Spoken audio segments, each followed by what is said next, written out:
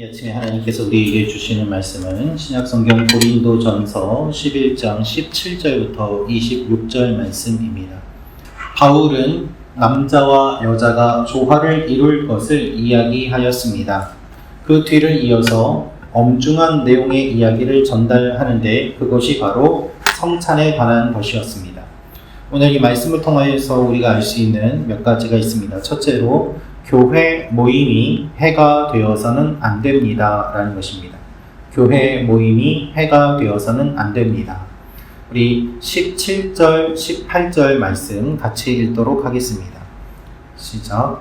내가 명하는 이 일에 너희를 칭찬하지 아니하나니 이는 너희의 모임이 유익이 못되고 도리어 해로움이라. 먼저 너희가 교회에 모일 때에 너희 중에 분쟁이 있다함을 듣고 어느 정도 믿거니와. 아멘. 바울은 고린도 교회의 모임이 해가 되었다라고 이야기하고 있습니다. 교회 모임이 해가 되었다는 이 사실은 얼마나 슬픈 일입니까?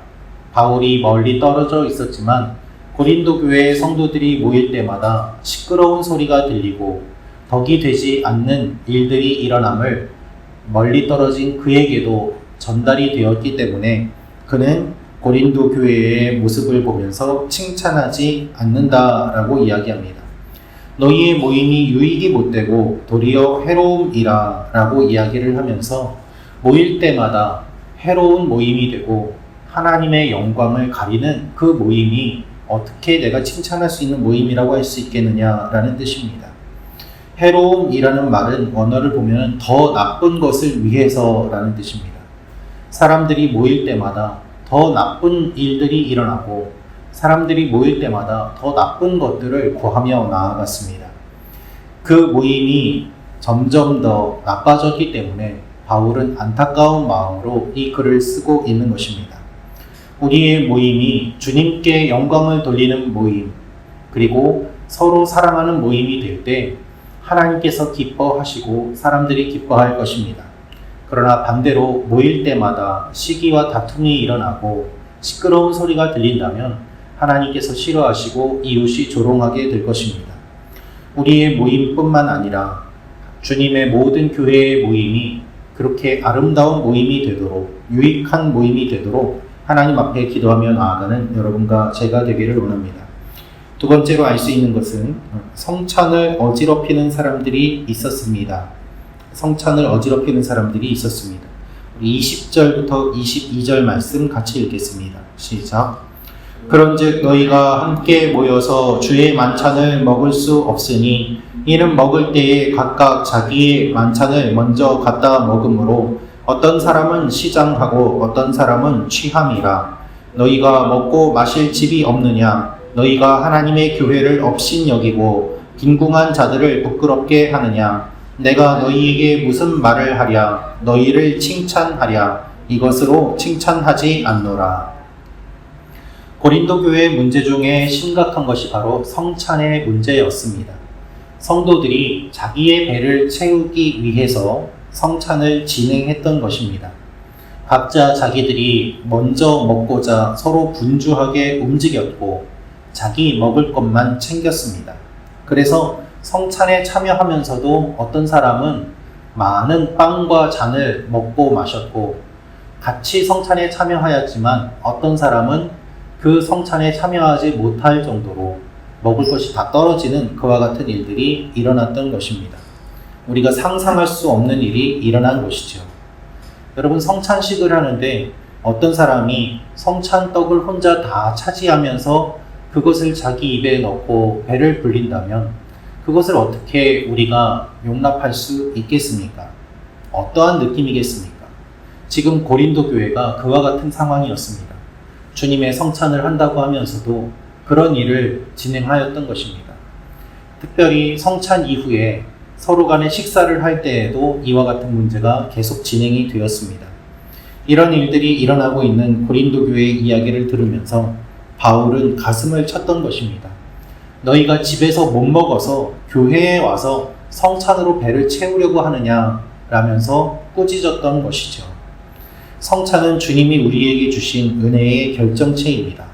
그 은혜를 기억하며 예수님을 생각하는 것이 성찬의 진정한 의미입니다.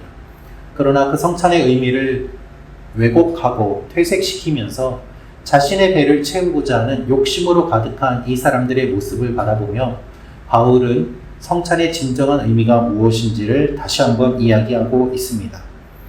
은혜로 배를 채우려고 하는 욕심이 교회를 분열시키는 상황, 그것이 고린도 교회의 모습이었습니다.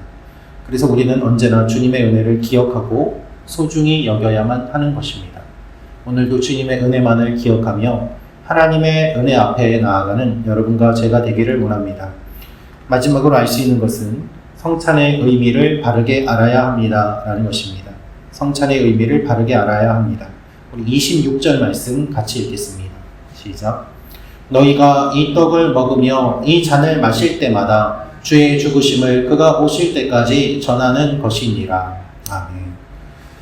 고린도 교회는 자신의 배를 채우기 위하여 먹고 마셨습니다.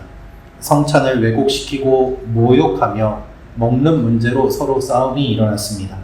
그런 교회를 향하여 바울은 성찬의 의미를 다시 알려줍니다.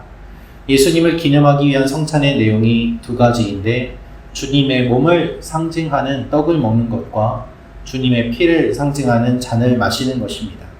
그래서 이 성찬에 참여함으로 말미암아 주의 죽으심을 그가 오실 때까지 전하라 라고 이야기하고 있습니다.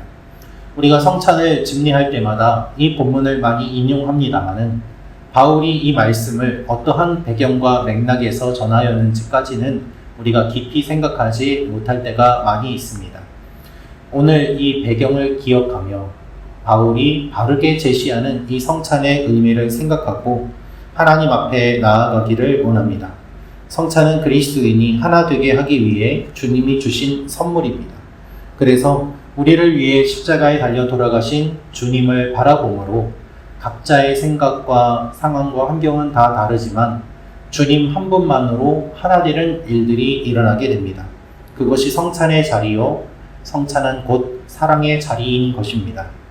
그 성찬의 의미를 기억하지 못하고 자신의 욕심을 주장하며 싸우는 고린도 교회 성도들에게 이것을 기억하며 주의 죽으심을 주님이 오실 때까지 전하는 사명이 있음을 다시 한번 일깨워주고 있는 것입니다. 오늘 우리가 살면서 하루 동안에 일어나는 여러 분주한 일들 가운데서도 하나님이 우리에게 주신 은혜를 기억하고 또한 우리 성도들을 위하여 각자의 자리에서 생각날 때마다 서로 중보하는 귀한 일들이 일어나기를 원합니다. 그 일들을 통하여서 주님 안에서 하나됨을 경험하게 될 것입니다. 기도하겠습니다. 구독과 좋아요는 사랑입니다.